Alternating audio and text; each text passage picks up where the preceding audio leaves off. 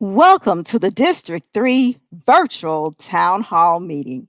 I'm your District 3 representative, Patrice Robinson, and I'm so happy to have you join me.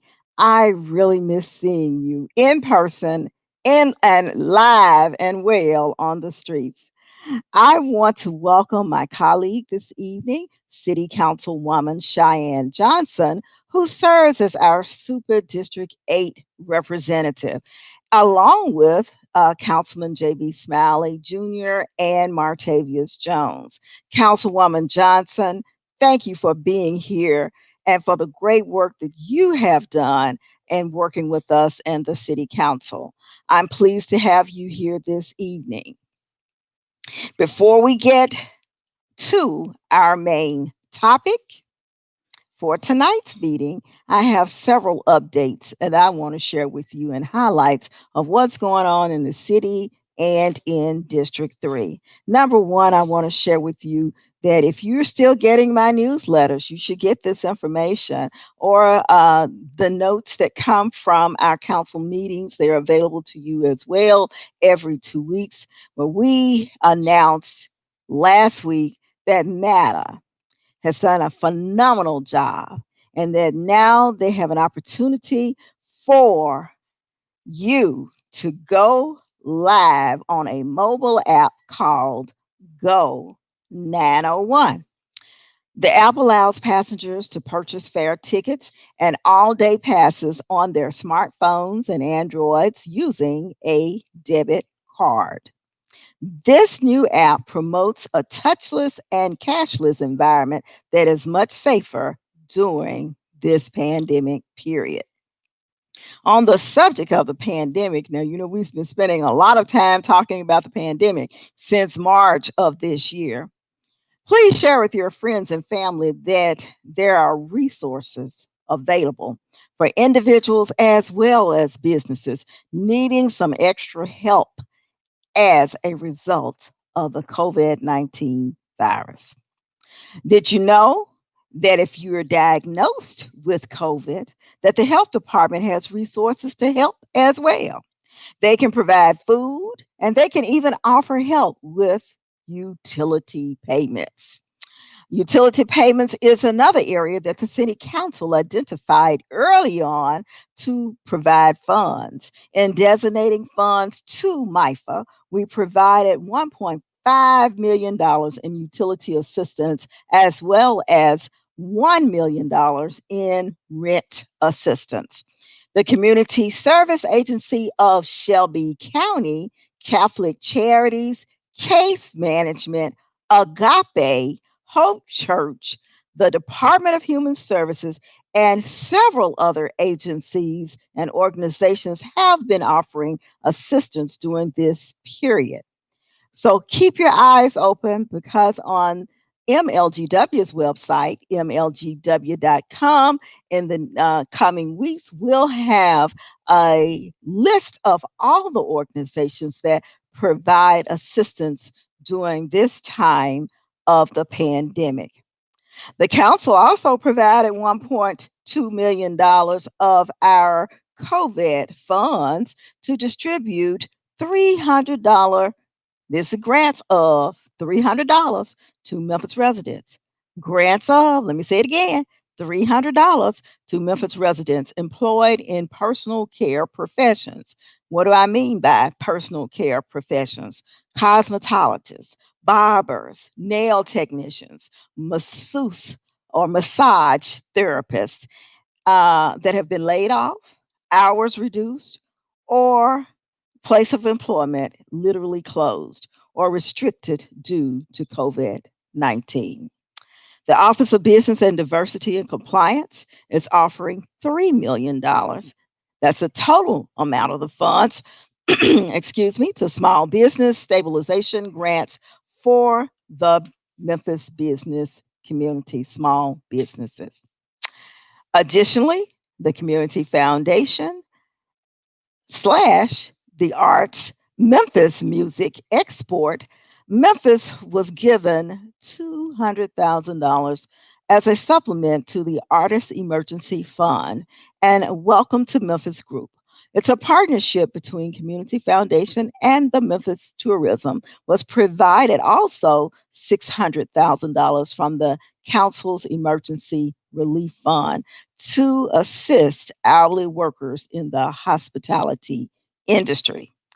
It goes on and on and on, but I wanted to make sure that you know that the portal will be set up on MLGW's website, mlgw.org, to create a list of all the information and the resources that are available, and you can always call the council's office. So, what's going on in District 3? So, right in the heart, the center of District 3, UPS will be expanding its Memphis distribution facility on Sweeney Road at a cost of $216 million and adding 1.1 million square feet of land.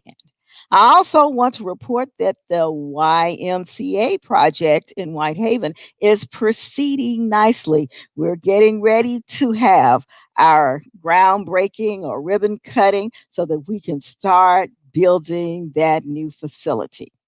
The last thing I want to update you on is the imminent deadline. This is really important for the 2020 census. As you know, the census is conducted every 10 years, and it is critically important to have an accurate count of the population in Memphis, which they use to determine who is they, our federal government, how much money communities receive from the government. The deadline is September 30th. That's only about a week away. So please watch this census video now. The census is coming. Let's discuss how this will affect us. Funding for better public transportation. Increase hospital and health care options. More money for new schools and programs to help kids learn. Increase grants funding for arts and culture. This is Mayor Jim Strickland. We all want a better Memphis. Census Day is April 1st, and you can respond online, by phone, or via mail. Visit 901counts.com for more details. Thank you. Councilwoman Johnson, greet our audience today and tell us what's going on in Super District 8. Hello and welcome to everyone. I first would like to say thank you, Chairwoman, for allowing me to be here with you today and to co-host this town hall meeting. Thank you. To many of you who do not know, or hopefully more do know, I do represent Super District 8, which basically covers the west half of the city of Memphis and includes most of your district and District 3.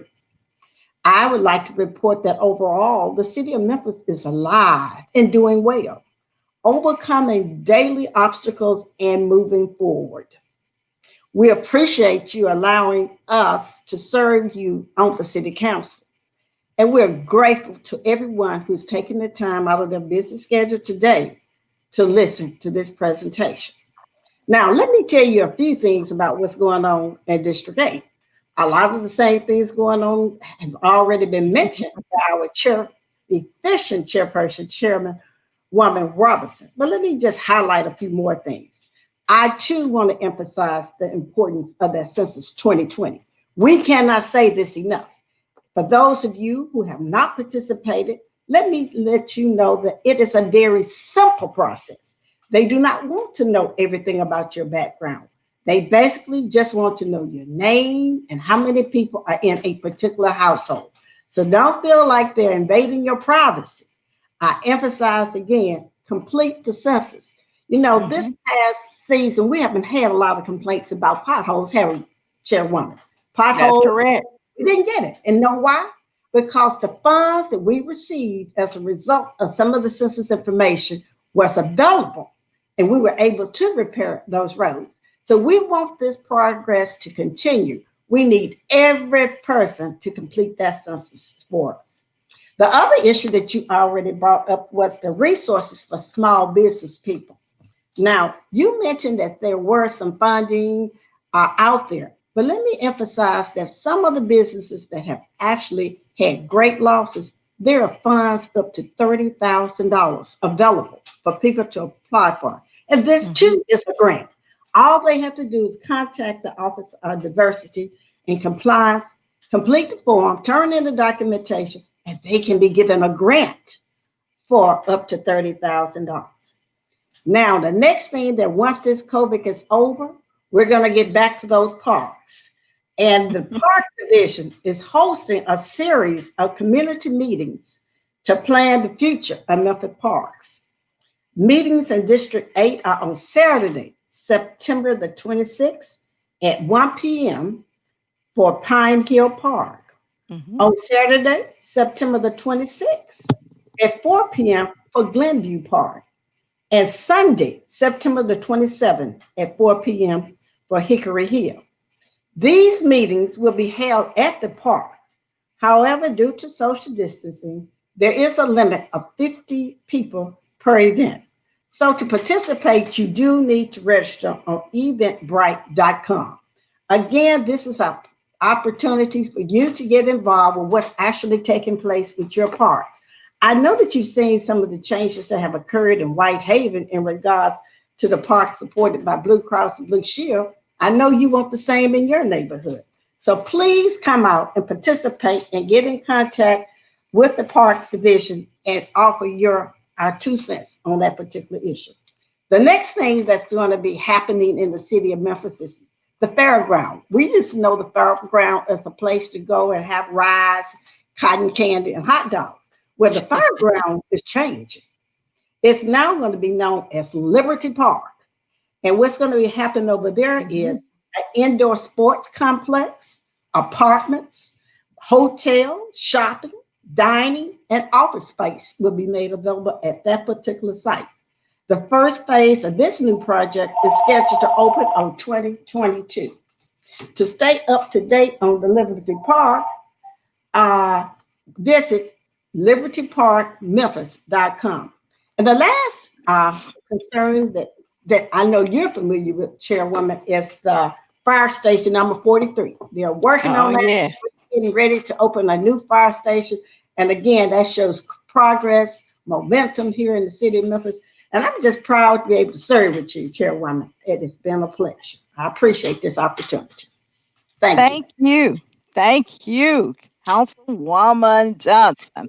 I want to also just a couple of other announcements. Do you know what today is?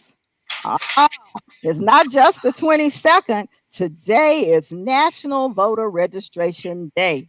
Please go to shelbyvote.com, or for an easy place to find the information, you can go to upthevote901.com and you can register to vote there. You can also request an absentee ballot there, and you can register for any other events that they may have available.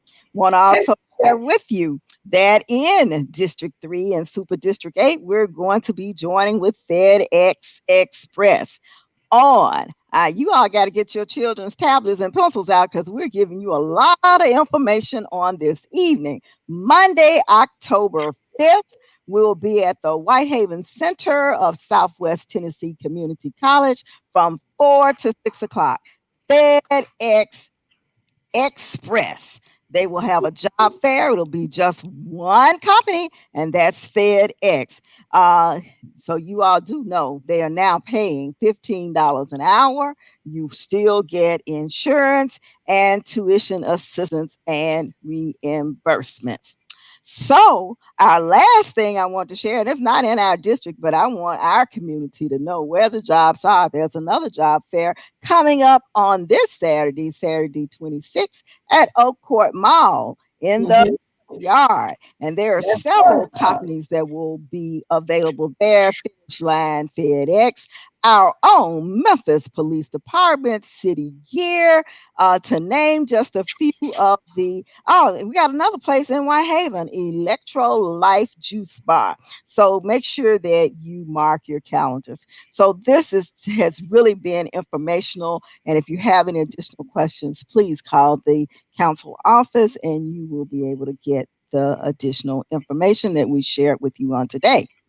So our topic for tonight, and this is very close and dear to my heart for the town hall for District 3. This is really important. It's a clean sweep. We've got to clean up District 3. If any of you have gotten in your cars and driven anywhere in District 3, you know have gotten really lax during COVID-19. You want the council members to go out there and attract people and businesses to our community, and we haven't cleaned up our living room. I need the community to get involved and come on board. So, on today, that's what we're going to be talking about. Uh, how to clean up our community, how to get involved, and what we're going to be doing moving forward. But in District 3, we're not just going to be talking about it tonight. On October 17th, we're going to get out there with our neighbors and our friends and clean up District 3. I have several officials this evening joining us who will talk to us about what their respective divisions and departments do and how important it is for all of us to take an active role in keeping our community clean as well as beautiful. City Beautiful officials will talk about the initiatives they have hosted in the past, including cleanups that we have conducted in District 3 before. Let me outline this clean sweep. So, taking place on October 17th from 9 a.m. to 11 a.m.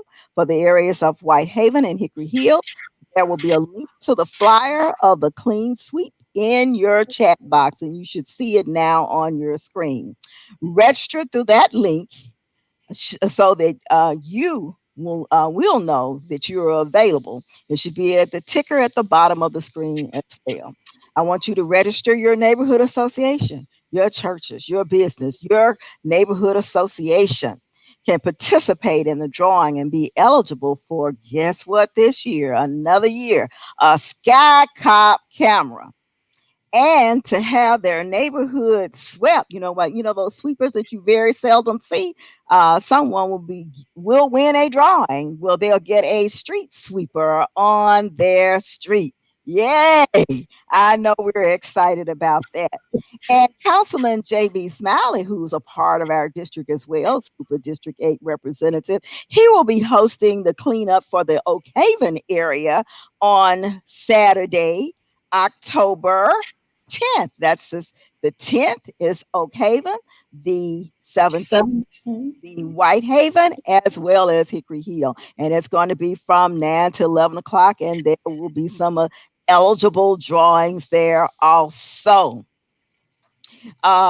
Let's get moving so we can talk to some of the people that we have here for tonight. So, if anyone that's listening in or who's in the they call it back of the show, make sure that we keep our noise down so that everyone can hear clearly. I want to welcome everyone to that are here this evening to our updates and our town hall meeting for this evening. So let me continue to talk about this cleanup because after we talk about the sweep tonight, you got some work to do. You have to take a picture of your group doing the work so we'll know that it was done. And the first three neighborhood associations that apply on today, we're going to have some nice little packs for your organization just to say thank you for participating.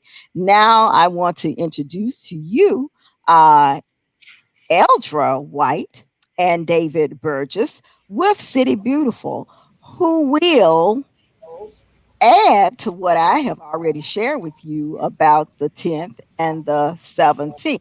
But let me just give you a little information about the people who are going to speak. Eldra White is the executive director of City Beautiful, and she has been their director since 1993. She's a graduate of Christian Brothers University.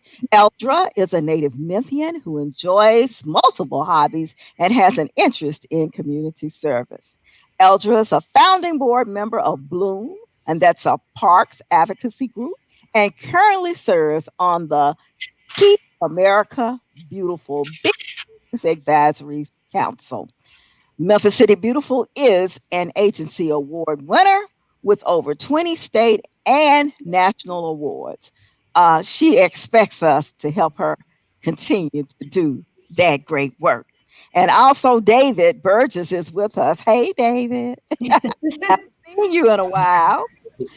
He's the program coordinator at City Beautiful and is a graduate of the University of Tennessee, Knoxville, joined the Memphis City Beautiful team as a program coordinator in July 2018. David is a native Memphian who relocated back to Memphis from Knoxville, Tennessee. David loves the family environment at Memphis City Beautiful and enjoys keeping Memphis beautiful and clean.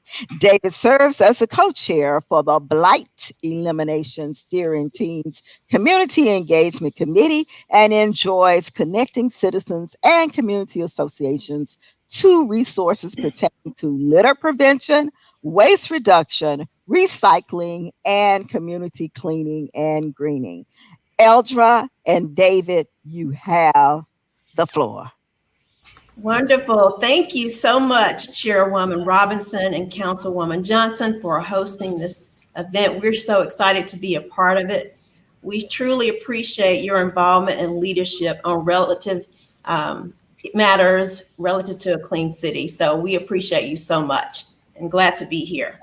I'm going to start out by telling you a little bit about Memphis City Beautiful. We are a city agency. We fall under the Division of Public Works and the Department of Neighborhood Improvement. Our agency has been around for 90 years. This year, we're celebrating our 90th year being beautiful together. And we were established by former Mayor E.H. Crump. So we're having a great anniversary year this year. We're also the local affiliate to Keep America Beautiful, which is a national nonprofit that inspires and educates people to take action every day to clean up and beautify their community environment. Our mission as an agency is to work together for a clean, green, beautiful Memphis. I am going to start out by talking about litter in general, and then David will come behind me and talk about some of the programs and resources that we have as an agency. So City Beautiful City Agency, we have all kinds of programs, events, campaigns, and resources relative to litter prevention, recycling, waste reduction, community greening, and beautification. Litter is one of our key subject matters tonight, so that's what I'm going to talk about. Okay, litter is a pervasive, costly problem. The state actually spends $17 million annually on litter, and it has gone up from 15 million to 17. That's a lot of money. We can be doing a lot of other things with that money, but the state spends that much. The city actually spends approximately $3 to $5 million is what I'm told, and I'm sure my director can correct me later on if that's different. But littering is illegal. You can face fines up to $3,000, and you can spend time in jail as well as performing community service if you end up getting caught littering. Litter is not just a Memphis problem. I actually serve on the Keep America Beautiful Big Cities Advisory Council. All the cities on that council are combating litter in a big way. We actually live today in a disposable society. There's lots to throw away. And Keep America Beautiful is working with companies every day to help reduce unnecessary single-use packaging. There's so much packaging out there. Actually, I was in the grocery store the other day and noticed that russet baked potatoes were actually wrapped in plastic. So I thought that was like, oh my gosh, why is that necessary? We need to clean up the supply chain. 1/3 of the trash out there is food packaging. So there's a lot of unnecessary packaging out there. And of course, bottled water is the way of life nowadays. So that's another thing that people have to throw away. Litter is a people problem, I always say. It's a people problem that people can fix. We all have a personal responsibility to handle our waste responsibly and properly, as well as to keep our own properties clean.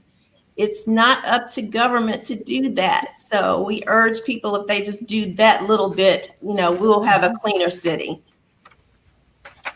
So some other things to note relative to litter. Landscape areas are less likely to be littered by people. Awareness campaigns are good. We need one like the one that's going on about wearing masks. So we do have a 901 Keep It Clean campaign, but we need to run it regularly. Education and enforcement are key to changing people's attitudes and behaviors. So that's two components that we need to consider. And then most littering behavior is intentional.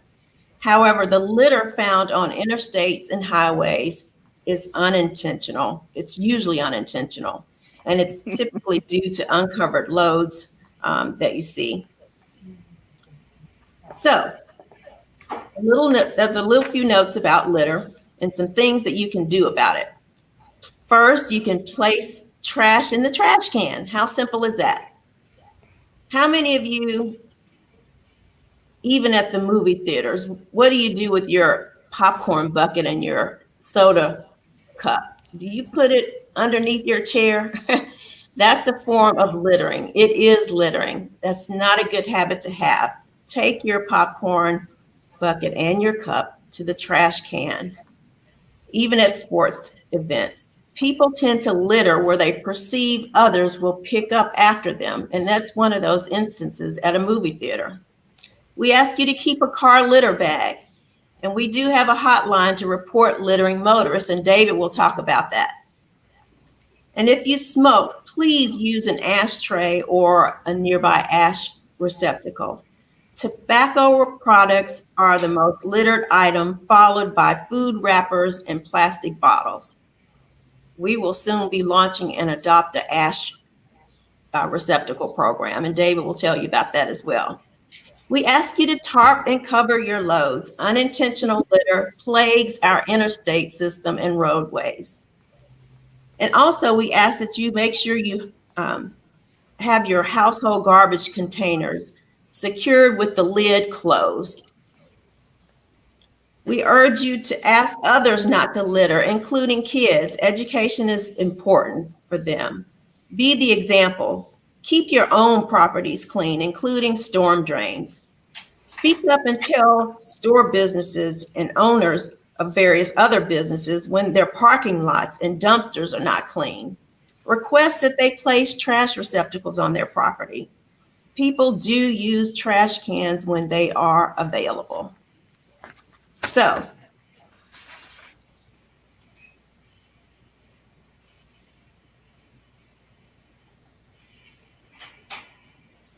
that's a little bit about litter. I'm having a little technical difficulty. David will pick up and share with you all the programs that we have relative to litter, and we'll go from there. Thank you. Hello, everyone.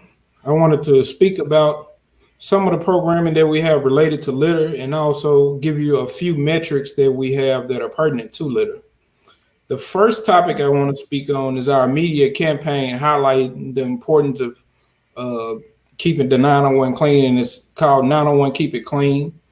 That program is featuring Mayor Strickland, Penny Hardaway, Dr. Gina Stewart, the Grizz Girls, and spoken word artist Sebastian Carson. Also pertaining to 901 Keep It Clean, we have 901 Keep It Clean community cleanups, and we had one in Valleywood with Chairperson Robinson, which was a very successful cleanup. We appreciate you partnering with us on that cleanup. We were able to get a lot of work done that day. In 2019, we had 64 901 Keep It Clean cleanups. Wow. And the 901 Keep It Clean cleanups involved partnering with members of communities to work within their own community to promote sustainability. And this is just a small percentage of our total cleanups.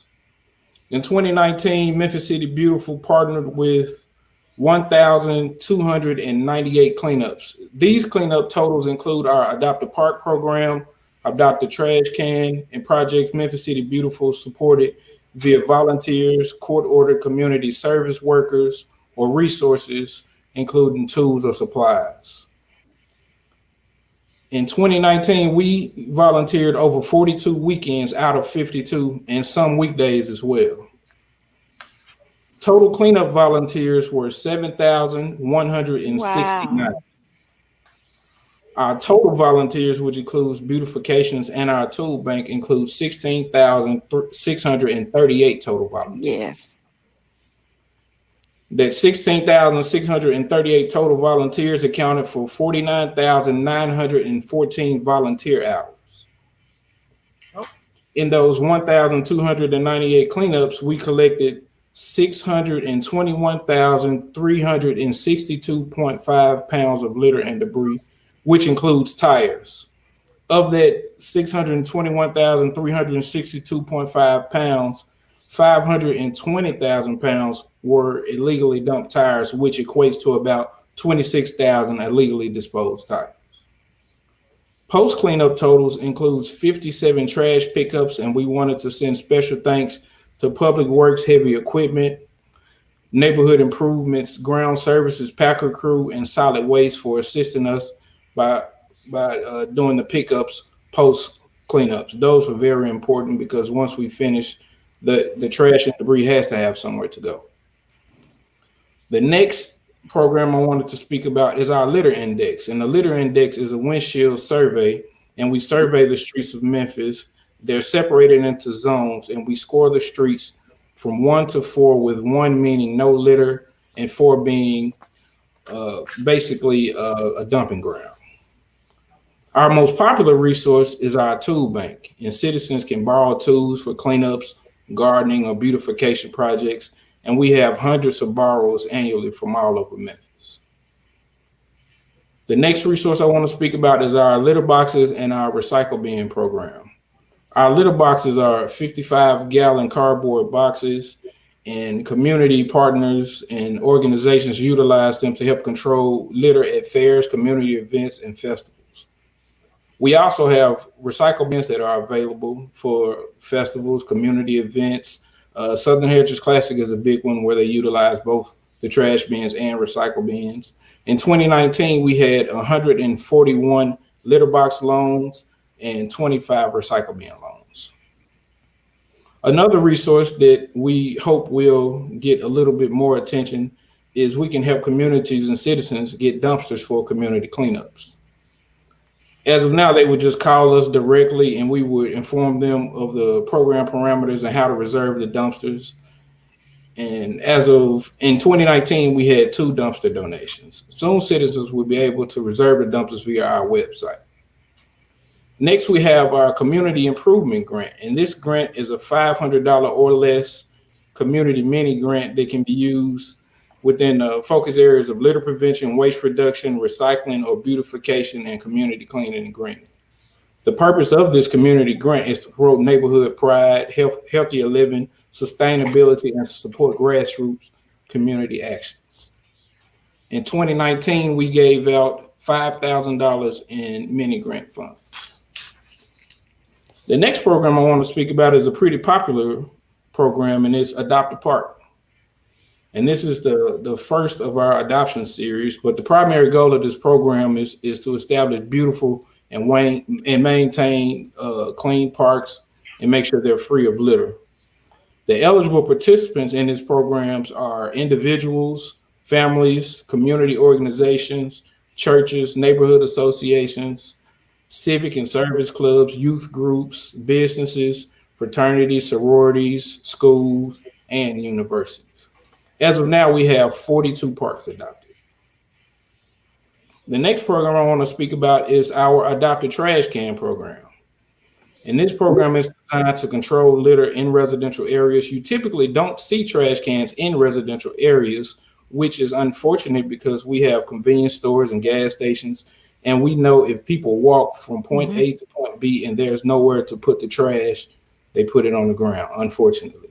So Eldra came up with this program. I think it has been extremely successful. So far, we have 66 trash cans adopted, and our District 3 adopters include the Red Oaks Neighborhood Association, and special thanks to Mr. Nathan Anderson for spearheading it. The next program I want to speak about is our Adopt a Cigarette Receptacle. Currently, we have 10, and they are in South Memphis and downtown, but we will be expanding that program soon. So be on the lookout for some information about that.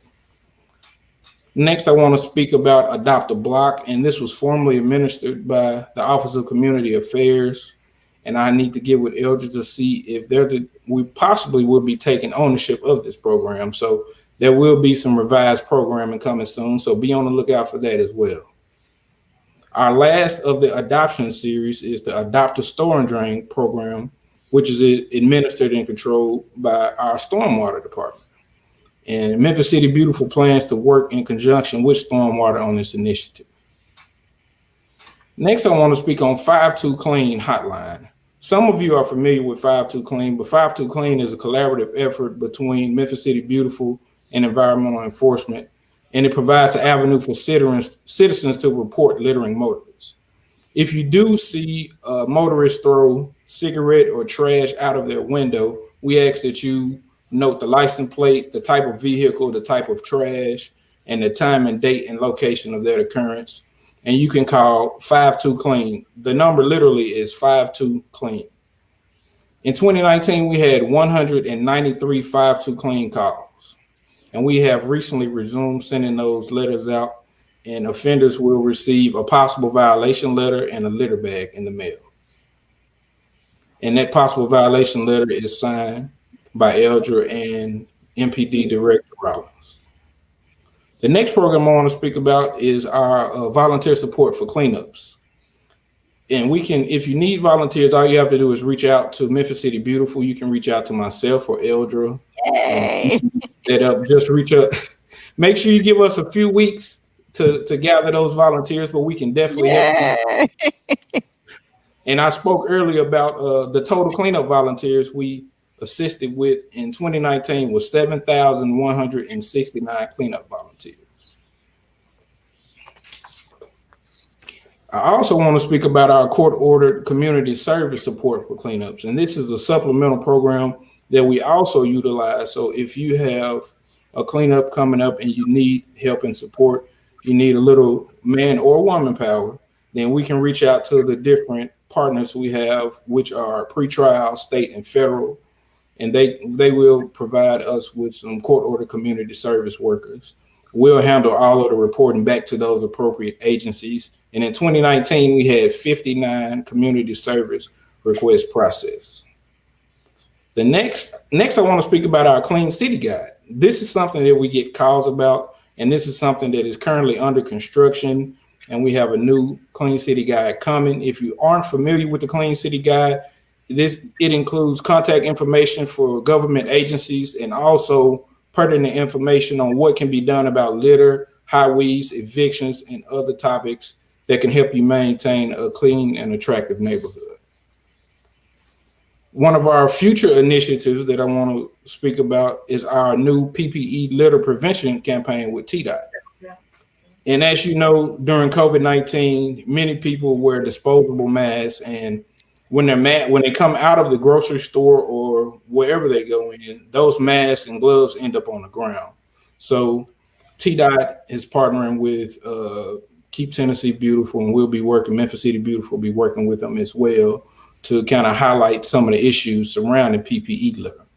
Basically, they want you to wear reusable cloth masks to try to reduce the amount of PPE waste going to landfills and to help fight the spread of COVID-19. Our last program that I want to speak about is our mulch and compost donation program. And we support and help this with solid waste. Solid waste is the department that is over the mulch and compost program. So if you have a community garden, then you reach out to us and we will get everything sent over to the powers that be, and you will have mulch free of charge for your community garden. And in 2019, we processed 76 and approved 76 mulch requests. And that's the last of the programming that I want to speak on. So we have a lot going on relative to litter. Yes. And there's only two of us right now.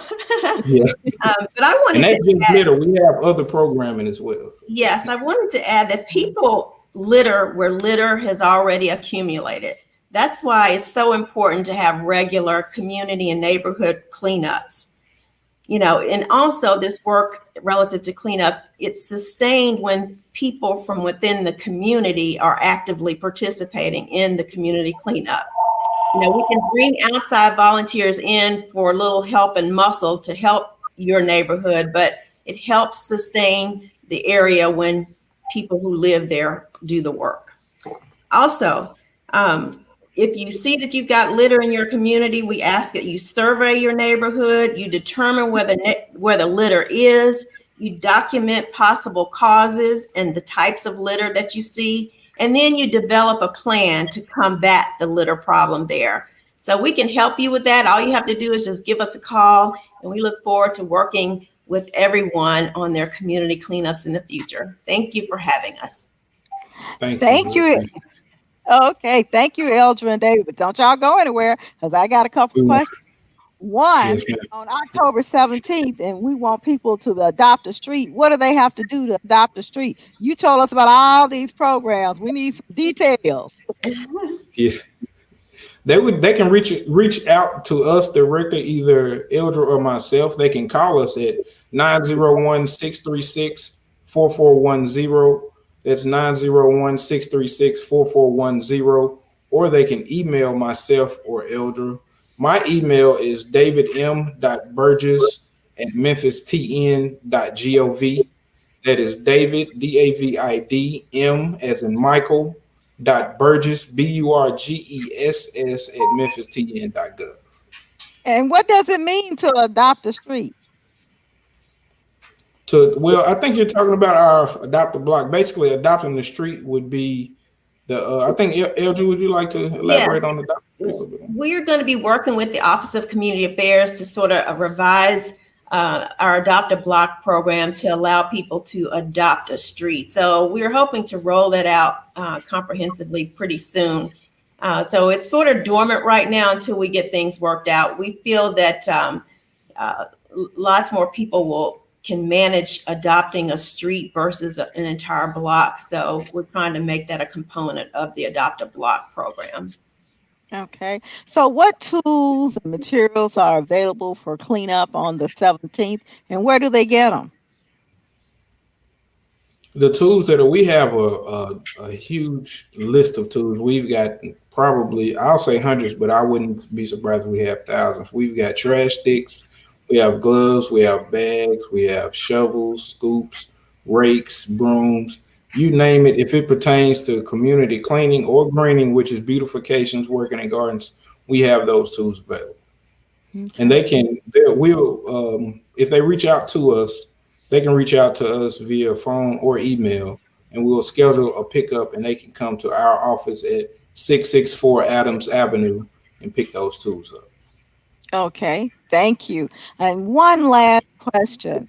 So if they use the tools, are they to clean them and get them back to you? How does that work? Yes, they are to clean them and get them back to us, and we'll sanitize them again on our end. But we do ask that, if possible, if they would clean the tools after using, first remove the dirt and debris from them, if there is any dirt or debris on them, because if you don't remove the dirt and debris prior to cleaning, then it won't be a successful cleaning. So we do ask that people sanitize because of COVID-19, just to protect themselves and protect us as well. Yes, it has been recommended they use a bleach spray to wipe down the tools that they are borrowing from us, and then upon returning them as well. We will offer gloves to those groups that they don't have to return, and that's pretty much all that we can offer in that regard. The vest we are not loaning out right now due to COVID, but some of our other items we are. Okay, so I have a couple other questions in the chat, and one of them is about the neighborhood receptacles. If we want one in our community, do you bring them to us, or do we have to have someone in the community come pick them up? Yes, neighborhood groups can apply to get up to 5 trash receptacles placed in their communities. But the catch is you have to agree to service them. So that all they have to do is contact David. Actually, he manages that program, and we have them installed by an installer for us. Mm-hmm. Okay, now I'm a nuts and bolts person. What does it mean by service them? Exactly. Changing, it means that they will have to empty them and put liners in the trash receptacles. Okay, and they can leave them on the curb for our sanitation department to pick them up, right? David? No, they would. We ask that you've got a couple options in that. Most of our adopters, they take the full liners and they either put them in their home trash carts or they partner with a local business or community center they get permission prior to utilizing their dumpster, but ask them could they put those full liners into their dumpster. So there are some community centers and certain businesses that will partner with adopters to dispose of those full liners. If not, you can just place them in your home trash carts and they'll be picked up just like the regular trash. Okay, so how do you adopt a park? Well, all you have to do is complete an application and let us know what park you're wanting to adopt. And we then connect with the Parks Division to determine if it's okay. And we proceed and approve the application, and you're considered an adopter. All you have to do is agree to keep it clean, and you get a sign stating that you are that park adopter, and it's placed in the park. Okay, well, we've gotten a lot of information out of your department. There is no excuse for us not to be able to keep our parks up, our streets up, our major thoroughfares. You're going to give us the tools. We have to apply, you even have grants. $500. I didn't know that. My neighborhood association will be right on the money. We'll be after it. So I just want you to know there's competition out here, there's money out here, there's a community to be clean so that we can be a beautiful Memphis. Thank you for joining us. And I'm going to turn it now over to Councilwoman Johnson. Thank you. Thank you. I was very impressed with all of that information that was just shared with us. It's so important that we keep our neighborhoods clean in reference to it creates pride in the neighborhood and increased property values. And that's the best marketing tool we have. It's a clean city.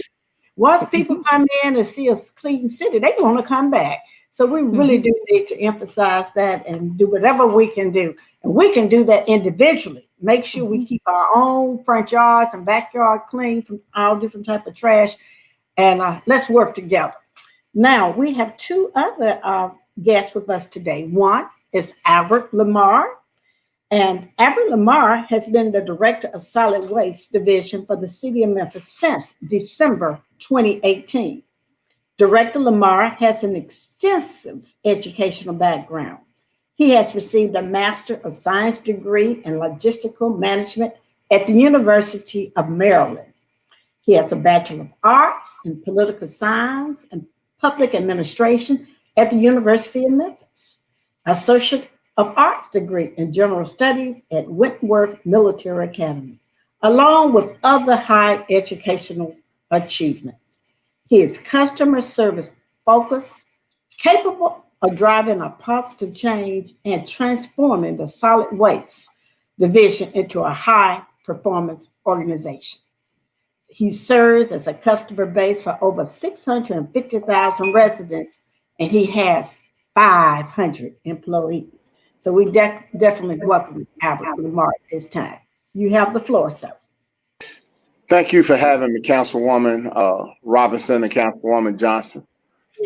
It is my pleasure to be here with you all, and it's a great opportunity to engage the citizens of Memphis. We got a lot of great things going on in solid waste, but let's handle a couple of issues right off the bat. The hot topic is what's going on in Area E, which is the contracted area. Okay, right now, I think the overall general consensus is that the removal of garbage and recycle from the curb in the contract there is very solid and predictable at this point. Okay, Waste Pro has made some substantial changes in the way they management, including they have replaced their top three managers and directors in that organization to help us meet the demand of what's going on out in the contract area. So where's our challenge at right now in contracted area? It's in outside the cart. Right now, we have a proposal over to Waste Pro so that they can bring in additional equipment, what we call the grapplers that pick up the outside the cart.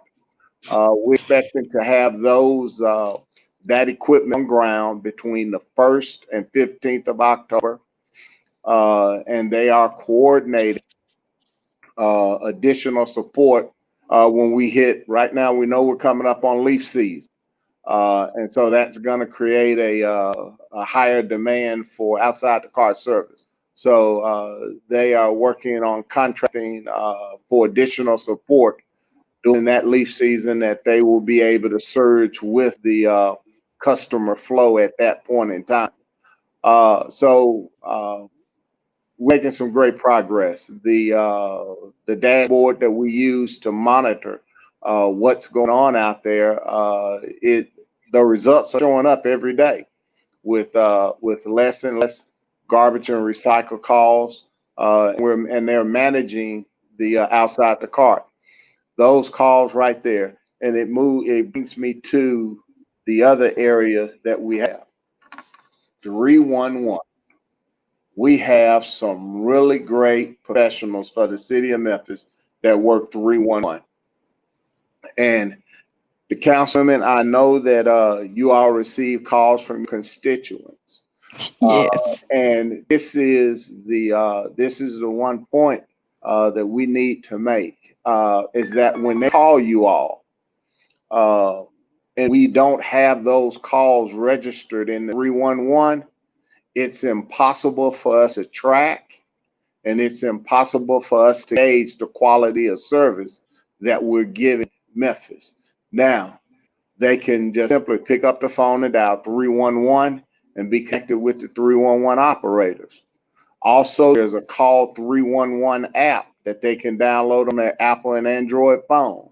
So just due to opening up the app, you can send in a request if you have missed service, missed garbage, missed recycle, or outside the cart. You can go ahead on and report that information in to the city of Memphis. Now, I'm able to track those missed service. Those missed service for us show up, and when they show up, we have what we call a service level agreement. That service level agreement states that when we have a missed call that comes in through 311, we have 48 hours to make that call good. So let's say, for instance, if we have a missed service on a Friday, okay, the person has a Friday collection day. We will have, if it's missed, we'll have it picked up by Tuesday, close the business, okay? So when we get those in the 311, we have to track them. And I ask that when they contact city council, 311 gives you a confirmation number, okay? When they contact their council number because the service hasn't been provided, they don't think in a timely manner, please include that confirmation number because it allows us to track that complaint if it was closed out before the service was provided. We can get that confirmation number and track when that call was actually put in, so that we make sure that we're providing the service to the citizens that they deserve and that they're paying for. Now, the other piece is the Memphis Curbside Collection app. Now we've had a recent issue with the delivery service, and I think it was primarily due to a level of miscommunication. Each citizen of Memphis, they get their bus service or their outside the cart service on either first and the third or the second and fourth service delivery date each month. So they get 2 times a month. At least once a quarter, there's a 5th week in a month, okay? During the 5th week, there is no outside the cart collection service done. What we use that week for is to catch up and pick up excessively large piles and so forth that's in those areas, but there is not designated service for a resident during that week. So, and let me give you an example, okay? We have Councilwoman Robinson. She is on the 1st and 3rd. We got Councilwoman Johnson. She's on the 2nd and 4th. So Councilwoman Robinson gets her outside the car picked up on her 3rd week. Okay, the next week is Councilwoman Johnson. She gets hers picked up. So that 5th week comes by and no one gets their service. Then the following week, it's now the 1st week of the month and we get Councilwoman Robinson's again. Well, Councilwoman Robinson's complaint is my outside the cart hasn't been picked up in 3 weeks. Okay, it was a 5th week in there. And so just be mindful when those 5th weeks come up, those are identified. If you use the Memphis Curbside Collection app, that 5th week is always identified on there and it will let you know when your next service collection date is on the calendar. So you always be able to determine exactly when your service is supposed to be delivered. And those my recycling administrator, she normally handles the message on the Memphis solid waste website. And when we start approaching a 5th week, we normally put a banner across the top of it so that we can let the residents know that we have a 5th week coming up, so that they can prepare. If you got some things you want to get on the curb, you get it out on that 3rd week or that 4th week when there's going to be a gap week in there, that 5th week, so we can get it all pulled without causing too much disruption to your expectations of service. So those are pretty much the what we have going on in solid waste right now in areas A, C, and D, and primarily District 3 is in the Cordova area. It's that contracted area. They're on a 2nd and 4th outside the cart collection period. So we're doing really well at managing that. We're about 2 days behind on outside the cart. And you all will notice over the next 10 days, we're going to be putting in an enhanced level of overtime service to give us an opportunity to get everything caught up. And we expect to be caught up on that 2.5 day delay for outside the cart service by October 2nd. Okay. So we're going to be running really up to about 7:30 each night between now and October 2nd, so we can make sure we get caught up on the outside the car service. So we just ask that the customers remain confident in us. Make sure you present your waste at the curb. The household trash bag, we ask that you put them inside of the garbage cart, because the regular services, we're going to pick up the garbage plus the garbage cycle plus 2 bags of yard waste each week. The 1st and 3rd or the 2nd and 4th, we're going to pick up your bulk waste that's outside the car, the mattresses, the tree limbs, and so forth. Everything that you put out on there. That's pretty much limited to 10 cubic yards of waste. 10 cubic yards of waste is about the size of a full-size pickup truck. Everything that could fit in that bed. That's about 10 cubic yards of waste, and that's the limit. If you put limbs and stumps out there, we ask that those limbs and stumps not be greater than 13 inches in diameter, not greater than 5 feet in length. Okay. If we have waste out there, paint cans with paint in them, so forth, that type of waste will be tagged, and it becomes the customer's responsibility to remove that from the curb. If the customer does not remove it, then the city of Memphis will come through and remove that after it's tagged, but it's done at a price tag that will be transferred directly to the homeowner. So with all that being said, we are proud. I have some really great solid waste employees, and these guys are absolutely proud to provide service to the city of Memphis. Mayor Strickland just got a note today from a customer making note that the solid waste employees took time when a garbage bag bus to pick the waste up, put it all in, get it all cleaned up, and before they moved on to the next resident. So the citizens, if you have the opportunity to meet my solid waste workers as they're going about their day, please tell them thank you very much. These guys are proud of the job that they do for you, and they work really hard at doing it the right way. Thank you. One question. Yes, and I know ma'am. you shared all this information about trash pickup. So today I got several calls. So when they call 311, they're not getting an answer. Do we have people who are at City Hall? Are they calling from their homes? Do they need to leave a message? And how do we ensure that they get a call back? Well, they have people at City Hall. Some of them are doing a work from home.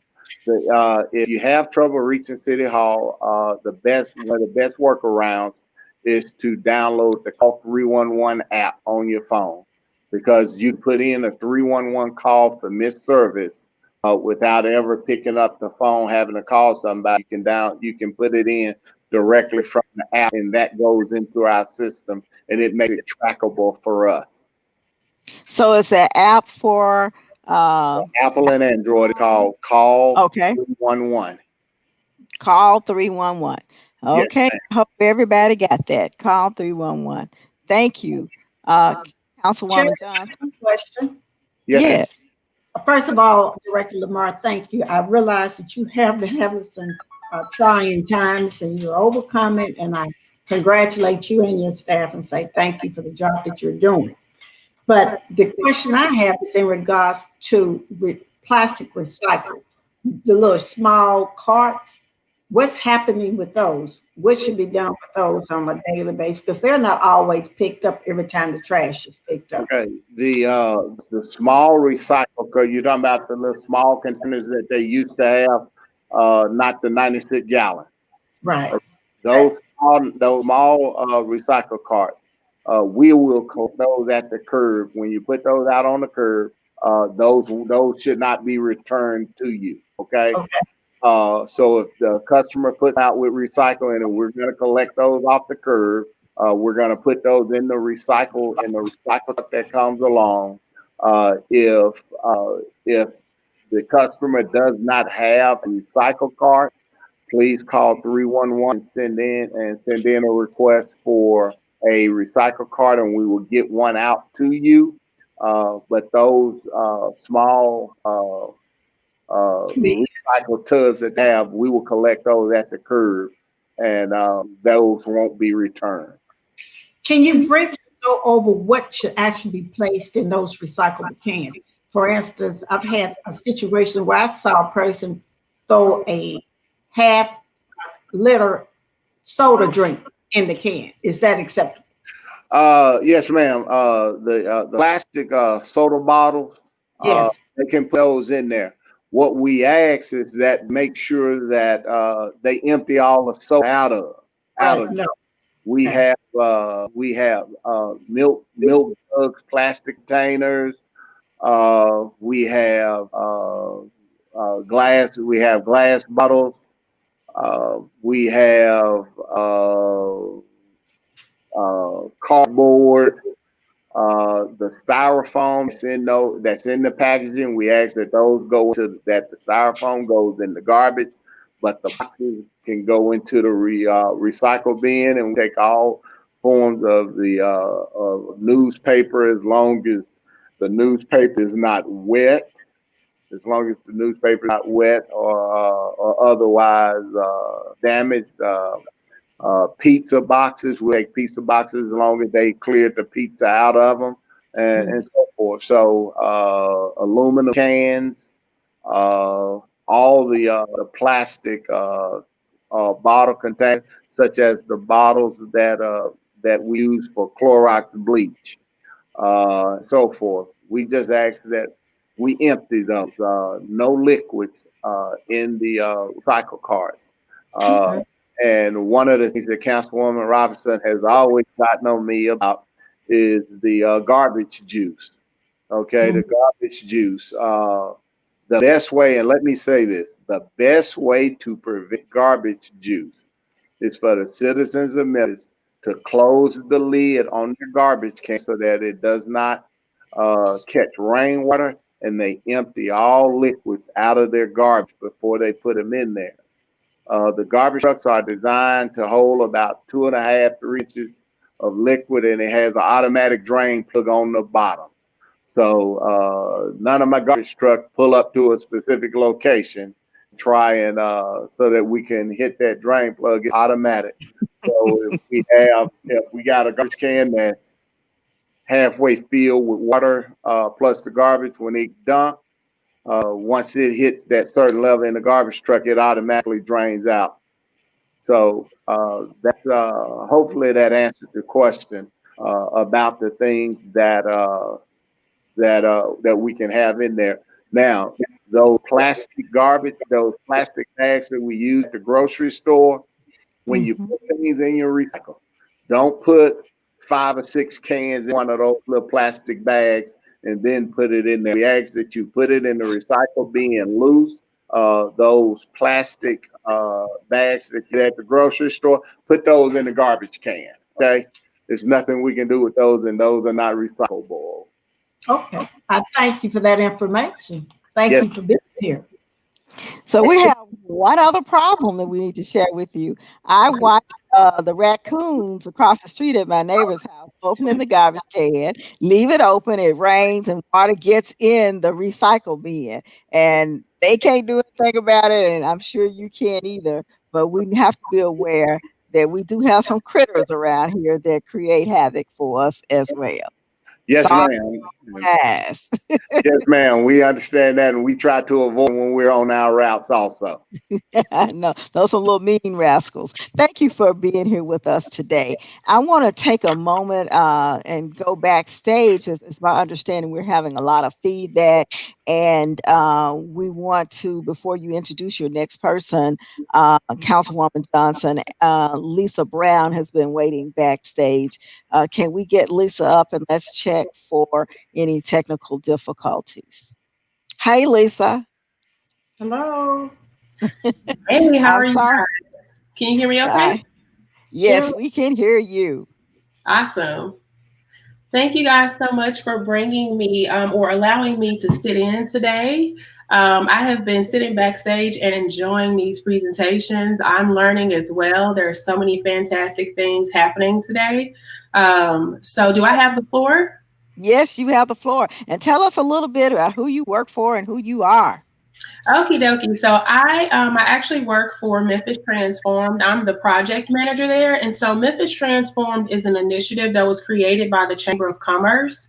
It's a marketing campaign. And so pretty much we are here to amplify and also accelerate the efforts of all of our community partners to make Memphis a cleaner, greener, and more sustainable city. So we actually work with Memphis City Beautiful. We also work with Clean Memphis, which is the organization that manages Memphis Transformed.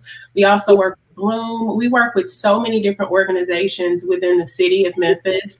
And again, it's really to allow those efforts to rise to the top and create the marketing campaigns that our citizens need to see, our residents need to see, so that they know how to plug in. So we don't run programming. We really work with the Memphis City Beautifuls to help them promote their programming. So some of the programs or the campaigns that we've done this year, we recently did 901 Love Where You Live, and that was over the summer. We worked with several community development corporations, and we worked with Clean Memphis and also Building Memphis and Memphis City Beautiful, Memphis TILF. We worked with quite a few organizations, and what we were able to do were put together some toolkits for our community so that they could serve as a repository in a way in their community. So that their residents could have tools so that they could work on their community, their gardens and their front yards and spruce up their own little pieces of the earth. And that's pretty much how we promoted that campaign. We were looking for COVID-friendly campaigns, something that individuals could do without having to gather. And so that was what we came up with. And everyone was very much so happy to jump on board with us to pull that off. And so I believe we gave out about 30 different toolkits to our community partners. And we saw some beautiful pictures come on board. And so really, in that particular effort, what we were really working on is, to Eldra's point earlier, the cleaner an area is, the less likely it is to be littered. And so we know those things, but we still have a litter problem. So the goal is to continue to promote 901 Keep It Clean and civic pride in general. So the next campaign that we'll have starting next month, which is why we're super excited to jump in on this community cleanup with you guys, we'll be promoting 901 Do One Thing. And it's a similar call to action like 901 Love Where You Live. But what we're really promoting in 901 Do One Thing is Eldra's, I won't say Eldra, I just love Eldra, but it's Memphis City Beautiful's Adopt a Park initiative. Also, we'll be working with Memphis Stormwater for their Adopt a Storm Drain program that they run. And we'll also be promoting recycling. And so Director Lamar and also Amanda Fryer, his recycling administrator, they have been more than gracious to give us all the literacy that we need to help promote these programs. And so really we're here to promote litter abatement, also waste reduction, and the things that we can do, the small individual efforts that we can take as residents to make a big impact. Because in all of the gajillion pounds of litter that Memphis City Beautiful has picked up, right? I mean, they rattled off a ton of numbers. And this is what they do. These two people, they do this every day, and we still have a litter problem. Listen, not just Memphis City Beautiful. We have Bloom. We also have Clean Memphis. Clean Memphis actually runs a sweeps program, and we still, we still struggle with this litter issue in the city of Memphis. And so it's something that we have to take on as citizens and as the residents of the city, and know that it's a matter of civic pride, and it's things that we can do to make Memphis a clean and green city. And so Memphis Transformed exists to create the marketing platform for all of these efforts that are taking place across the city, because there's so much going on. And sometimes people just don't know how to plug in. Honestly, before I joined on with Memphis Transformed, I was not as aware of all of the things that are going on in the city around waste reduction and litter abatement. So I think sometimes it's just a matter of awareness. But we are looking forward to the community cleanup and working with you guys. And that's pretty much it. I was going to turn it back over to you and the group to see if there were any questions for Memphis Transformed or Clean Memphis. Okay, I don't see any additional. Oh, yes, I do. Staff just put a couple up there. Are the free mulch requests available for residents? I think that's a question for Director Lamar. No, that's Eldra. No. Oh, Eldra. Okay. Eldra, you still there? Yes, I'm still here. Okay. Can you ask Actually, the yes, question? Director Lamar, he does manage the city's mulch and compost program, but we actually vet the actual use of that mulch by the community. So anytime there's a community garden work out there or school completing a garden, we can provide the mulch through solid waste for them, and all they have to do is contact our office for that. Okay, thank you. And there's another question here. So why are we having to submit 311 requests to have our carts picked up? Director Lamar? Well, if there's sometimes we have residents that might put the garbage out late, that put the garbage late, and we come by and that cart is missed. So if for whatever reason a cart is missed, then we have a vehicle for the residents to get that information back to us so we can make sure we serve those areas. Okay. And might I add about the mulch request, Director Lamar's division does have a mulch giveaway twice a year. I believe one in November and another in April. Is that correct, Director? Yes. So it is available to individual residents during those times of the year. Okay. So I'm going to save the rest of the questions as we have two more speakers. Councilwoman Johnson. Okay. Our next speaker, I guess, to join us is Director Robert Connect with Public Works for the City of Memphis.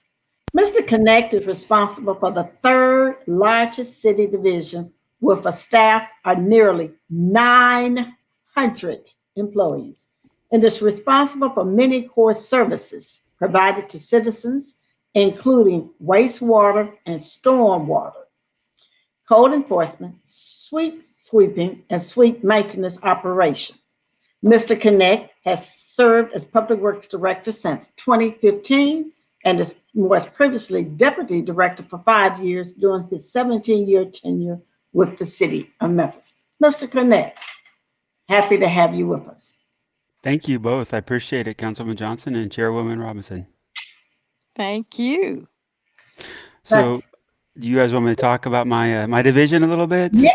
Of course. Is there any flavor that you guys prefer? Code enforcement? Let's take your preference. Well, since we're talking about cleanup, let's deal with the storm waters and the drains. What can the citizen do to help you with that process? Because I see a lot of people still blowing those grass clippings into the street that ends up in those storm waters. So That's a great subject, Councilman Johnson. So yes, the ordinances require you to bag your debris, basically. So you're not supposed to blow any yard clippings, leaves, debris into the street because, as you said, when it rains, it'll carry that debris and leaf clippings down to the nearest storm drain and cause it to block the storm drain and lead to street flooding, which is hazardous to citizens who are driving down that street. So what we do is, if that is observed, we ask the citizen to document it, send us that information through 311, and we will go out and notify whoever the guilty party is that they violated the ordinance. Usually they get a warning for the first time. The second time it is a fine. And if it's a yard company, a contractor, that we usually work very closely to educate them, explain the rules to them so they don't continue to violate that ordinance. So it is something we do on a regular basis, and if we do ask the citizens to not contribute it, but if they see contractors doing it, to also notify us so we can take action against that contractor to bring them into compliance. do you have a drain program? There are programs out there. We don't have a formal program from citizens. What we do ask citizens to do is are a couple really good things. Obviously we clean, there's about 60,000 of those storm drains located throughout the city of Memphis. We have a big city. It's 325 square miles. We have 6,800 lane miles of city streets. So it's a lot of area to cover. And we have crews that do nothing but drive around and clean those storm drains. But if a citizen sees debris build up on there and they know it's getting ready to rain, they can call us or they can clear it themselves. We really appreciate that. They can also avoid taking their bag yard debris and not putting it inside the street. You need to set it behind the curb, back near your garbage cart. Avoid placing anywhere where stormwater can pick it up and carry it away and cause flooding, like we talked about in the same situation. And that they also, if they don't have a sidewalk, let's just say they have a roadside ditch. They also need to avoid piling up debris, anything like that in that roadside ditch, because that also functions as a stormwater conveyance. So if you put anything in there that would inhibit the flow of stormwater, then you could easily cause flooding to your property and your neighbors' properties and the street itself. So those are some things that we ask citizens to help us out with by placing their debris in the right place, calling us if they see an issue, like let's say a storm drain's not functioning properly, or they see debris blocking a storm drain. Okay. Chairwoman Robinson, you have a question? We have several questions, but I want you to stay on, Mr. Knapp, because we want to allow Deputy Chief Samuel Hines to come and share with us. Do you have his bio, Councilwoman Johnson? Sure do. Be glad to assist you with that. Thank Hello, you. Chief. Appreciate you being here with us. Deputy Yes. Chief Samuel Hines began his career with the Memphis Police Department on September the 30th, 1991, and is now a 29-year veteran of the Memphis Police Department. Congratulations and thank you for your service. He received an MBA from Christian Brothers and a Bachelor of Science from Alabama A&M University. He is a District 1 Deputy Chief over Rain Station, Airways, Mount Moriah, and Ridgeway Station. He commanded the Traffic and Special Operations Unit, which consists of the COP unit, Cops, Community-Oriented Policing Unit. Thank you, Chief, for being here with us, and I'm looking forward to the information you will share tonight. I just want to make sure that you can hear me. I think she was saying that she was handling my microphone from backstage. But first, let me say good evening to everyone. Chairwoman Robinson and Councilwoman Johnson, I appreciate you all inviting me. Had a little problem getting on, but I think I'm here now, and I'm glad to share. First, I would like to say that on the cleanup, City of Memphis, beautiful. I would like to say one of the main things that the police department can do, we would like to be able to provide traffic control points, controlling the traffic, doing escorts, doing any cleanup that may be going on in the city. Certainly we can use our PSTs, we can use our officers, and sometimes use our motor units. Certainly we believe in the broken window theory, that if we repair the broken window, it helps with the crime. When the area is clean and it doesn't present as many opportunities for crime. I would like to say when it's lighted and not blighted, it becomes a more serviceable place for our citizens. And from the police department, again, we would like to, I can recall early on in my career that we would do volunteers and help with the community cleanup along with the neighborhood watch groups, whomever out of a neighborhood may start to clean up. One of the things I did do when I was in Mount Moriah Station, when I was a commander there, and I think we still can use it, is that on the interstates, on the exit and entry ramps, I tried to make sure that we had a verbal and mutual agreement with our citizens. Sometimes our homeless, sometimes our hungry, that stood there to collect change, collect money, or get food, but also tried to have that agreement with them that they owned that space. If they was going to have that space, they owned it, and they have to make sure that it maintained cleanliness. So that worked.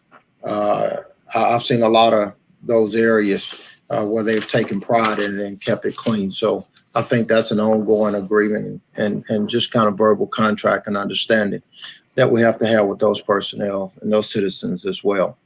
One of the things that we do have coming down October 9th through the 11th, it's called National Faith and Blue Weekend. And I would like to consider that it's kind of like a national night out, clergy academy ambassadors, neighborhood watch, coffee with the cop, the whole works, all on steroids. That information have gotten to you all yet, but it's coming down from the National COPS program, from the Office of Community Oriented Policing. So it's going to be a national program all across the U.S.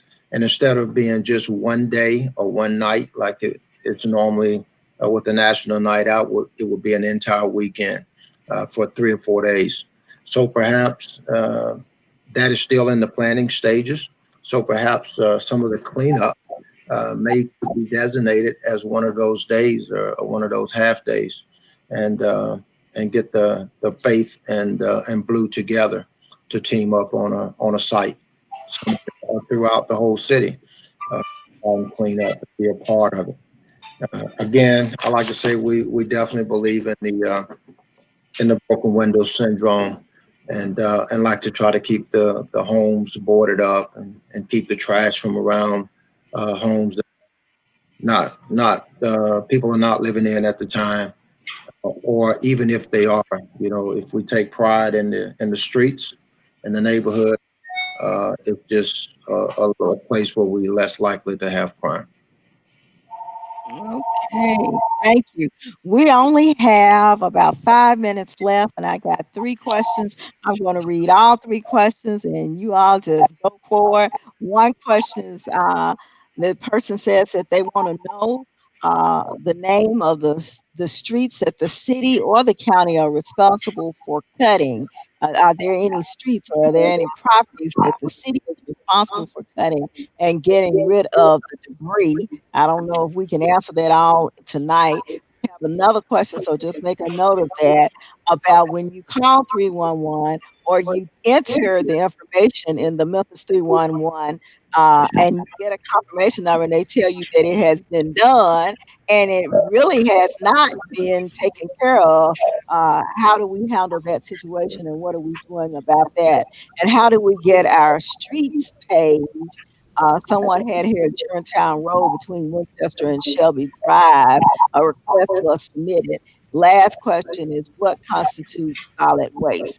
What's the difference between solid waste, yard waste, and recyclable? So just kind of give us, is yard waste considered limbs, mattresses, that kind of thing? So go for it. Who's going to answer? Which question, Councilwoman? Are we talking about the first one? So You can take any one of them you want. I'll jump on a couple of them real quick. Like the street paving is done, on based on a ranking of the streets that are out there. We are paving quite a bit. We're spending $20 million a year to pave streets. We paved, according to the recently, 178 lane miles this year. We have a long ways to go. A lot of the streets that we do pave are city streets, but there are a lot of state streets out there, and TDOT is responsible for cutting those. So we got to make sure first that it's a city street and not a state street. The city's responsible for cutting all the medians in a public street. So if there's a median strip, like on down South Parkway East, or certain areas where there is a grass strip in between the two paved roads, the city is responsible for cutting that. The state is responsible for others. The county is only responsible for cutting county lots in the city limits. The county land bank owns 5,000 or 6,000 lots in the city. They are only responsible for cutting those lots. The city cuts any lot that is in violation of our ordinance. So I just ran through that really quickly. I try to answer a couple quick questions for you. Okay, one other question. In the Hickory Hill area down Rains Road, we have houses that their fence backs up to Rains Road. And at one time when they were in the county would take care of their property. Now the city says we don't take care of their property. They want to know who's supposed to be taking care of their property officially. That's called reverse frontage. The property owner is responsible. If you look at your plat on your subdivision, what basically shows how your lot is owned by you, you'll see that the lot will back up all the way to the street, even on the backside, where even if you have a fence, you're responsible for that, the property owner. So anything behind that fence up to the back of the city street would be you, the property owner. Okay, thank you. Mr. Lamar, please tell us about this trash and what's considered bulk. What are those different categories? Okay, what's considered garbage is everything that comes out of the household that you're gonna put in your waste receptacle in the house. Okay. Okay. We just ask that you put that in a bag and you put it in the normal garbage cart that's out on your curb. The recyclables we went over that those are the plastic jugs, the cardboard, the newspaper that's not wet, and so forth. The aluminum can. That's what those are the recyclables. And the outside the cart bulk waste that could be anything from a bedroom set to a living room set, limbs, mattresses, and so forth that people want to get rid of. They just sit out on the curb. We ask that they check the curbside collection app to see when the bulk service date is and put it out the night before so that we can remove on their service day or within 48 hours of that service day. Okay. I appreciate each and every one of our panelists today. Thank you, Councilwoman Johnson, for joining me on today and helping co-sponsor this.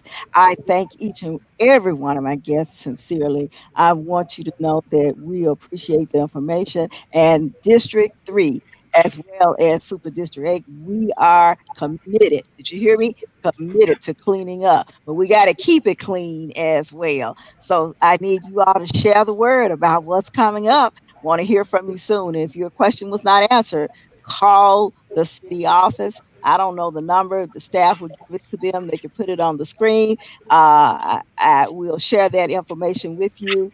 God bless. Have a great evening, and I appreciate you attending our fall town hall. God bless.